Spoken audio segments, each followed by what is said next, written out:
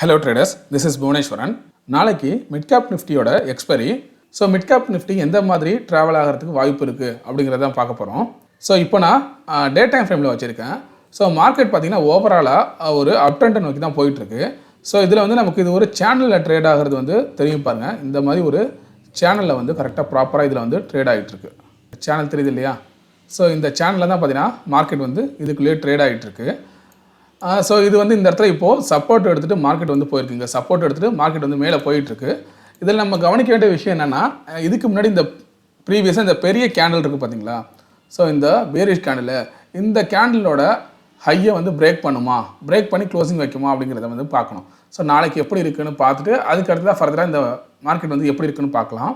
But நாளைக்கு expiry அப்படிங்கிறதுனால நாளைக்கு எந்த மாதிரி நடக்கும் அப்படிங்கிறது வந்து நம்ம ஸ்மாலர் டைம் ஃப்ரேமில் தான் பார்க்க முடியும். ஸோ நம்ம இதை 1 hour இல்லை 15 minutes வந்து வச்சு பார்ப்போம். நம்ம இதை பேஸ் பண்ணி எக்ஸ்பைரி டே ட்ரேடிங் வந்து பண்ண முடியாது. ஸோ ஓவராலாக மார்க்கெட்டோட ட்ரெண்டை மட்டும் தான் ஐடென்டிஃபை பண்ண முடியும். நம்ம இப்போது இன்ட்ராடேக்கு தேவையான டைம் ஃப்ரேமில் வச்சு பார்ப்போம். 1 hour வச்சு பார்க்கலாம், இல்லைனா 15 minutes பார்க்கலாம். இப்போது 1 hour டைம் ஃப்ரேம் வந்து வச்சுருக்கோம். ஸோ மார்க்கெட்டை வந்து ரீசெண்டாக பார்த்தீங்க அப்படின்னா இது ஹை, லோ, தென் லோவர் ஹை, அதுக்கப்புறம் பார்த்தீங்கன்னா லோவரில் ஃபார்ம் ஆகிட்டுருக்கு. அதுக்கப்புறம் மார்க்கெட் வந்து நல்லா மேலே போயிருக்கு. ஸோ இது வந்து பார்த்திங்கன்னா சாட்டர்டே நடந்தது. ஸோ நிறைய பேர் வந்து கேட்டிருந்தாங்க, சாட்டர்டே என்ன புதுசாக வந்து ட்ரேடிங் வந்து வச்சுருக்காங்க. ஜஸ்ட் இது வந்து பார்த்திங்கன்னா ஒரு 2 hours தான் நடந்துச்சு. மார்னிங் 9:15 to 10:15, அதுக்கப்புறம் 11:15 to 12:15 நினைக்கிறேன். ஸோ அந்த 2 மணி நேரம் தான் நடந்துச்சு. இது எதுக்காக அப்படின்னு பார்த்தீங்கன்னா, ஏதாவது ஒரு நேச்சுரல் டிசாஸ்டரோ இல்லை ஏதாவது ஒரு விஷயத்தினால நம்மளோட அந்த ப்ரைமரி சைட்டு, அந்த சைட்டு வந்து ஏதாச்சும் ப்ராப்ளம் ஆணுச்சு அப்படின்னா டிசாஸ்டர் ரெக்கவரி சைட்டுன்னு சொல்லுவாங்க. அந்த சைட்டுக்கு வந்து அந்த இதெல்லாம் சேஞ்ச் ஆகிடும். ஸோ அப்படி இருக்கிறப்போ அது வந்து ப்ராப்பராக ஒர்க் ஆகுதா அப்படின்னு பார்க்குறதுக்கு டெஸ்ட் பண்ணுறதுக்காக தான் நேற்று வந்து இந்த மாதிரி பண்ணியிருந்தாங்க. ஆனால் நேற்று வந்து ரியலாக ட்ரேடிங் வந்து நடந்திருக்கும். சரியா?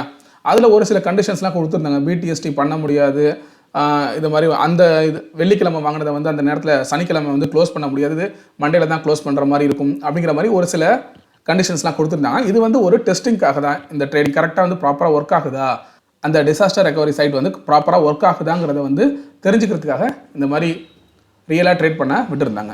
நெக்ஸ்ட்டு இந்த ஹை இப்போ போகுது, இது இப்போ போயிட்டுருக்கு இல்லையா மார்க்கெட்டு, இதோட க்ளோசிங் 1 hour க்ளோசிங்கிறது வந்து இந்த ஹைக்கு மேலே க்ளோஸ் ஆணுச்சு அப்படின்னா ஃபர்தராக மார்க்கெட் வந்து மேலே போகும். அதாவது இந்த ரேஞ்ச் பார்த்துக்கோங்க, இதுக்கு மேலே இந்த லெவலுக்கு மேலே வந்து க்ளோஸ் வைக்கணும். அப்போ தான் ஃபர்தராக பார்த்தீங்கன்னா மார்க்கெட் வந்து மேலே போகிறதுக்கான வாய்ப்பு அப்படிங்கிறது வந்து இருக்குது. அதனால் அதிகபட்சம் பார்த்தீங்கன்னா நாளைக்கு மார்க்கெட் வந்து கிட்டத்தட்ட 11,050 வரைக்கும் போகிறதுக்கான வாய்ப்பு இருக்குது. அதுக்கப்புறம் அப்படி போணுச்சு அப்படின்னா இந்த இடத்துல செல்லிங் ப்ரெஷர் வந்து அதிகமாக இருக்கும். இதுக்கு மேலே ப்ராப்பராக க்ளோசிங் வச்சா மட்டும் தான் பார்த்தீங்கன்னா ஃபர்தராக மார்க்கெட் வந்து அப்சைடு மூவ் ஆகும். இல்லைனா இதுக்குள்ளேயே ட்ராவல் ஆகிறதுக்கான வாய்ப்பு அப்படிங்கிறது வந்து அதிகமாகவே இருக்குது. சரி, இன்கேஸ் கீழே சப்போஸ் பிரேக் ஆணுச்சு அப்படின்னா ஃபர்தராக பார்த்தீங்கன்னா இந்த ரேஞ்ச் வரைக்கும் வரும். 10,788 இல்லைனா 790 இது வரைக்கும் வரதுக்கான வாய்ப்பு அப்படிங்கிறது வந்து இருக்குது. ஸோ நெக்ஸ்ட்டு வந்து இதை 15 minutes டைம் ஃப்ரேமில் வச்சுருக்கேன். இது மாதிரி வச்சு பார்க்குறப்ப பாருங்கள். ஸோ இதை வந்து இப்படி ஒரு ட்ரெண்ட் லைன் ட்ராப் பண்ணுறோன்னு வச்சுக்கோங்களேன். ஸோ கரெக்டாக இந்த ரேஞ்சுக்கிட்ட இப்படி ட்ராப் பண்ணுறோம் அப்படின்னா இது வந்து ப்ராப்பராக பார்த்தீங்கன்னா இந்த ரெசிஸ்டன்ஸ் கிட்ட தான் இருக்குது. ஸோ மார்க்கெட் வந்து இதை டச் பண்ணிவிட்டு இப்போ ரிவர்ஸ் ஆகிருக்கு. இந்த இடத்துல பெரிய விக் வந்து ஃபார்ம் ஆகிருக்கு, தெரியுதா? இந்த கேண்டில் வந்து பாருங்கள், இவ்வளோ தூரம் மேலே போக ட்ரை பண்ணியிருக்கு. ஆனால் ஃபர்தராக பார்த்தீங்கன்னா கீழே வந்துருச்சு. ஸோ இதில் வந்து நீங்கள் இதே நோட் பண்ணிக்கலாம். இந்த கேண்டிலில் இந்த ஹையை வந்து பிரேக் பண்ணி க்ளோசிங் வைக்க போகுதா, இல்லை இந்த ரேஞ்சை இதை வந்து பிரேக் பண்ணி க்ளோசிங் வைக்க போகுதா அப்படின்னு சொல்லிட்டு. ஏன்னா அதுக்கு முதல் நாள், அதாவது ஃப்ரைடே பார்த்தீங்கன்னா, ஸோ இந்த ரேஞ்சில் பாருங்கள், இது வந்து ஒரு நமக்கு இது வந்து ஒரு சின்ன ஒரு இந்த இடத்துல பார்த்தீங்கன்னா ஒரு கன்சல்டேஷன் அப்படிங்கிறது வந்து நடந்திருக்கு. சரியா? ஸோ அப்போது இதுக்கிட்ட மார்க்கெட் இதுக்கிட்ட வந்து அதனால தான் வந்து உங்களுக்கு சனிக்கிழமை ட்ரேட் ஆனப்போ மார்க்கெட் கீழே வந்தாலும் இதுக்கிட்ட வந்து சப்போர்ட் எடுத்துகிட்டு அகைன் பார்த்தீங்கன்னா மேலே போயிடுச்சு. ஸோ இதை பிரேக் பண்ணிச்சு ஃபர்தராக அப்படின்னா மார்க்கெட் வந்து கீழே வரதுக்கான வாய்ப்பு இருக்குது. அப்படி வந்துச்சுன்னா இந்த லெவல் வரைக்கும் வரும். 10,788 இல்லைனா 790 இந்த ரேஞ்ச் வரைக்கும் வரதுக்கான வாய்ப்பு இருக்குது. ஸோ நம்ம இந்த லெவலெல்லாம் நோட் பண்ணிக்கோங்க. நோட் பண்ணிவிட்டு அதுக்கு தகுந்த மாதிரி உங்களோட ட்ரேடிங்கை வந்து வச்சுக்கோங்க. சரி, ஓவராலாக நிஃப்டி அண்ட் பேங்க் நிஃப்டி வந்து எப்படி இருக்குது அப்படிங்கிறத வந்து பார்க்கலாம். ஸோ நிஃப்டியை பொறுத்த வரைக்கும் பார்த்தீங்கன்னா இப்போது ஆல் டைம் ஹையில் வந்து ட்ரேட் ஆகிட்டு இருக்கு.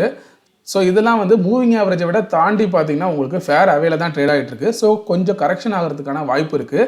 மார்க்கெட் கொஞ்சம் கரெக்ஷன் கூட ஆகலாம். சரியா? ஸோ இது நிஃப்டி வந்து நம்ம டே டைம் ஃப்ரேமில் வச்சு பார்த்தோம் அப்படின்னா, ஸோ இது வந்து இந்த சேனலுக்குள்ளே தான் பார்த்தீங்கன்னா மோஸ்ட்லி ட்ரேட் ஆகிட்டு இருக்கு. சரியா?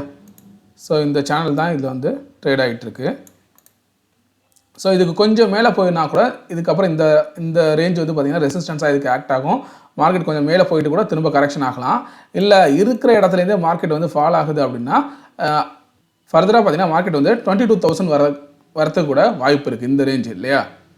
ஸோ 22,050 இந்த ரேஞ்சை வந்து நோட் பண்ணிக்கோங்க. இதுக்கு இந்த ரேஞ்சுக்கு வரத்துக்கு கூட வாய்ப்பு இருக்குது மார்க்கெட் சப்போஸ் கீழே இறங்குனுச்சு அப்படின்னா. பட் நிஃப்டியை பொறுத்த வரைக்கும் நீங்கள் நிஃப்டியில் ட்ரேட் பண்ணுறீங்க அப்படின்னா நாளைக்கு மார்க்கெட் எந்த மாதிரி இருக்குது ஃபஸ்ட்டு 1 hour வந்து அந்த கேண்டிலை பார்த்துக்கோங்க. அந்த கேண்டில் வந்து உங்களுக்கு எதை உங்களுக்கு இண்டிகேட் பண்ணுதோ அதுக்கு தகுந்த மாதிரி உங்களோட ட்ரேடிங்கை வந்து நீங்கள் வச்சுக்கோங்க. ஸோ ஓவராலாக பார்க்குறப்போ உங்களுக்கு 1 hour இல்லை 15 minutesல பார்த்தீங்க அப்படின்னா ஆவரேஜ் ப்ரைஸை தாண்டி தான் ரொம்ப ஃபேர் அவையில் ட்ரேட் ஆகிட்டு இருக்குது. ஸோ கரெக்ஷன் வரதுக்கான வாய்ப்பு அப்படிங்கிறதும் இருக்குது. நெக்ஸ்ட்டு பேங்க் நிஃப்டி பற்றி பார்க்கலாம். ஸோ பேங்க் நிஃப்டி பார்த்தீங்கன்னா இந்த மாதிரி ஒரு சேனலில் தான் வந்து ட்ரேட் ஆகிட்டு இருக்கு. நல்லா தெரியுது, அந்த சேனல் தெரியுதா. ஸோ இது வந்து டே டைம் ஃப்ரேமில் வச்சுருக்கேன். அதே போல் பார்த்தீங்கன்னா இந்த ட்ரெண்ட் லைனை நம்ம ட்ரா பண்ணுறோம் அப்படிங்கிறப்போ இந்த இடத்த பாருங்கள். ஸோ இது வந்து ரெசிஸ்டன்ஸ் கிட்ட ட்ரேட் ஆகிட்டு இருக்கு. கரெக்டாக பார்த்தீங்கன்னா உங்களுக்கு தெரியும், கொஞ்சம் ரெசிஸ்டன்ஸ் கிட்ட பார்த்தீங்கன்னா உங்களுக்கு ட்ரேட் ஆகிட்டு இருக்கு. இந்த ட்ரெண்ட் லைனை வந்து ட்ரா பண்ணுறோம் அப்படின்னா இது வந்து ரெசிஸ்டன்ஸ் கிட்ட இருக்குது. ஸோ பேங்க் நிஃப்டியில் ஒரு சின்னதாக ஒரு ஃபாலை வந்து நம்ம எதிர்பார்க்கலாம். அப்போ ஏன்னா எல்லாமே பார்த்தீங்கன்னா ஓரளவு ஹையில் தான் இருக்குது. அது மட்டும் இல்லாமல் ஜென்ரலாக என்ன சொல்கிறாங்க அப்படின்னு பார்த்தீங்கன்னா இன்வெஸ்டர்ஸ் அதே போல் இந்த ஜேபி மார்கன் குரூப்ஸ் இவங்கெல்லாம் என்ன சொல்கிறாங்க அப்படின்னு பார்த்தீங்கன்னா மார்க்கெட் வந்து ஒரு 10 to 11% கரெக்ஷன் ஆகிறதுக்கான வாய்ப்பு இருக்குது. ஸோ ஓவராலாக ஸ்டாக்ஸ் எல்லாமே பார்த்தீங்கன்னா ரொம்ப ஹை வேல்யூ ஓவர் ரேட்டடாக இருக்குது. ஸோ அதனால் கரெக்ஷன் ஆகிறதுக்கு நிறைய வாய்ப்பு இருக்குது. அதனால் அது எலெக்ஷனுக்குள்ளே கரெக்ஷன் ஆகுமா இல்லை எலெக்ஷன் முடிஞ்சதுக்கப்புறம் மார்க்கெட் கரெக்ஷன் ஆகுமா அது தெரியல அப்படிங்கிற மாதிரி நிறைய பேச்சு போயிட்டுருக்கு. ஸோ நீங்கள் ஒரு இன்வெஸ்டராக இருக்கீங்க, இன்வெஸ்ட் பண்ணணும்னு நினைக்கிறீங்க அப்படின்னா கொஞ்சம் எலெக்ஷன் வரைக்கும் நீங்கள் வெயிட் பண்ணிவிட்டு அதுக்கப்புறம் நீங்கள் இன்வெஸ்ட் பண்ணுறது அப்படிங்கிறது வந்து பெட்டராக இருக்கும். ஏன் அப்படின்னா எல்லா ஸ்டாக்ஸும் பார்த்தீங்கன்னா அதோட ஆல் டைம் ஹையில் மோஸ்ட்லி வந்து இருக்குது. மேஜராக இருக்க ஸ்டாக்ஸ் எல்லாமே எப்போதுமே ஒரு ஸ்டாக்ஸ் வந்து ஆல் டைம் ஹையில் இருக்கும்போது அதில் இன்வெஸ்ட் பண்ணுறது அப்படிங்கிறது வந்து ஒரு புத்திசாலித்தனமான விஷயமா இருக்காது. அதோட ஆவரேஜ் ப்ரைஸ் எது அப்படின்னு கண்டுபிடிச்சோ இல்லைனா அது எந்த இடத்துல ப்ராப்பராக சப்போர்ட் எடுக்குது அப்படிங்கிறத ஐடென்டிஃபை பண்ணி அந்த இடத்துல நீங்கள் இன்வெஸ்ட் பண்ணுறீங்க அப்படின்னா உங்களால் சீக்கிரமே ஒரு நல்ல ப்ராஃபிட்டை பார்க்க முடியும். நீங்கள் ஆல் டைம் ஹையில் வந்து அந்த ஸ்டாக்ஸில் என்டர் ஆகுறீங்க அப்படின்னா அது திரும்ப கரெக்ஷன் ஆகிறப்ப நீங்கள் லாஸை ஃபேஸ் பண்ணுற மாதிரி இருக்கும். ஸோ அது எவ்வளவு தூரம் கரெக்ஷன் ஆகுது அப்படிங்கிறது உங்களுக்கு தெரியாது. இப்போ எல்லா ஸ்டாக்ஸுமே பார்த்தீங்கன்னா அது வந்து ரொம்ப ஓவர் ரேட்டடாக இருக்குது, ரொம்ப ஹையில் இருக்குது அப்படிங்கிற மாதிரி தான் நியூஸ் வந்து ஸ்ப்ரெட் ஆகிட்டு இருக்கு. ஸோ நீங்கள் ஒரு இன்வெஸ்டராகவும் இருந்தீங்க அப்படின்னா கொஞ்சம் பொறுமையாக இருந்து அதுக்கப்புறம் பார்த்தீங்கன்னா இன்வெஸ்ட் பண்ண ட்ரை பண்ணுங்கள். ஸோ இப்போ பேங்க் நிஃப்டி 1 hour டைம் ஃப்ரேமில் வச்சு பார்ப்போம். ஸோ 1 hourல பார்த்தீங்க அப்படின்னா ஷார்ட் டேர்முக்கு இந்த மாதிரி ஒரு ட்ரெண்ட் லைன் அப்படிங்கிறது வந்து நமக்கு தெரியுது. சப்போஸ் மார்க்கெட் இறங்குனுச்சு அப்படின்னா திரும்ப இதில் கூட வந்து சப்போர்ட் எடுக்கிறதுக்கான வாய்ப்பு இருக்குது. இதை பிரேக் பண்ணிச்சு அப்படின்னா ஃபர்தராக நல்லா வந்து ஒரு ஃபால் வரும். ஸோ இந்த ட்ரெண்ட் லைனையும் ட்ரா பண்ணி வச்சுக்கோங்க. மார்க்கெட் சப்போஸ் இறங்குனுச்சு அப்படின்னா இந்த ரேஞ்சுக்கிட்ட வந்து கரெக்டாக இந்த ட்ரெண்ட் லைன் கிட்ட வந்து சப்போர்ட் எடுக்கிறதுக்கான வாய்ப்பு இருக்குது. ஸோ நீங்கள் வந்து ஒரு ஆப்ஷன் ட்ரேடராக இருக்கீங்க, அதுலேயும் முக்கியமாக நீங்கள் ஒரு ஆப்ஷன் பையராக இருக்கீங்க அப்படின்னா உங்களுக்கான ஆப்பர்ச்சுனிட்டி எப்போ கிடைக்குதோ அப்போ மட்டும் ட்ரேடில் வந்து என்டராக ட்ரை பண்ணுங்கள்.